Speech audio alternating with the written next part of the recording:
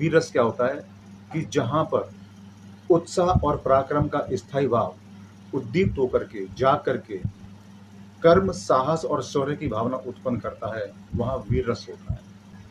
अब जो इसके विभाव, अनुभाव, स्थायी भाव, संचारी भाव है, उनको समझने के लिए हम क्या करते हैं कि महाभारत के युद्ध का उदाहरण ले लेते हैं। तो क्या हो रहा है कि महाभारत के युद्ध में कौरव और पांडवों की सेनाएं आमने सामने खड़ी हुई हैं और सभी योद्धा अपने अपने स्थान पर खड़े हुए हैं। युद्ध की तैयारी हो रही है और युद्ध की प्रतीक्षा कर रहे हैं, जिनमें से एक अर्जुन भी है। लेकिन अर्जुन के सामने दुविधा आ जाती है। श्री कृष्ण इस बात को समझते हैं और उसको फिर गीता का उपदेश देते हैं। तो वो उसको कर्म और धर्म का उपदेश देते हैं। तब उस धर्म और अधर्म का युद्ध है, यानी कि अधर्म पर धर्म की विजय के लिए ये युद्ध हो रहा है। अब देखिए इसमें स्थायी भाव क्या है।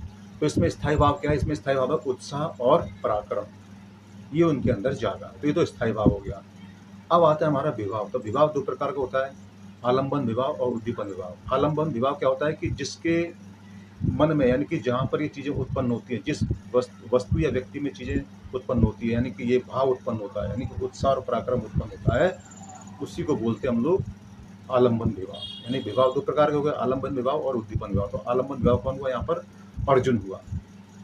और उद्दीपन विभाव क्या हुआ? उद्दीपन विभाव हुआ जो युद्ध में सेना खड़ी हुई है, दुश्मनों की सेना खड़ी हुई है, और वहाँ पर जो हथियार हैं, जो इंस्ट्रूमेंट होते हैं युद्ध को शुरू करने के लिए जो बजाए जाते हैं, वो और श्री कृष्ण का उपदेश। तो ये क्या है? ये उद्दीपन विभाव।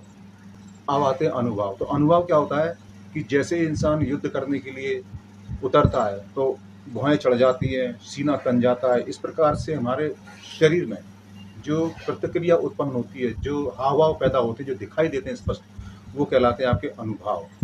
संचारी भाव क्या होते हैं कि जैसे ही वो युद्ध के लिए तैयार होता है और युद्ध करता है, तो उस टाइम पर उसको क्रोध भी आता है, एक हर्ष भी होता है कि भाई मैं धर्म की रक्षा के लिए युद्ध कर रहा हूँ, और गर्व भी होता है अपने पराक्रम पर, अपनी योग्यता पर, और उसको धैर्य भी रखना पड़ता है। तो इस प्रकार के जो भाव उत्पन्न होते हैं कहते हैं संचारी भाव, यानी कि ये मन में होते हैं, जो उसको बार बार उत्साहित करते रहते हैं और क्षणिक होते हैं, ज़्यादा टाइम के लिए नहीं होते। तो ये कहलाते हैं यहाँ पे संचारी भाव।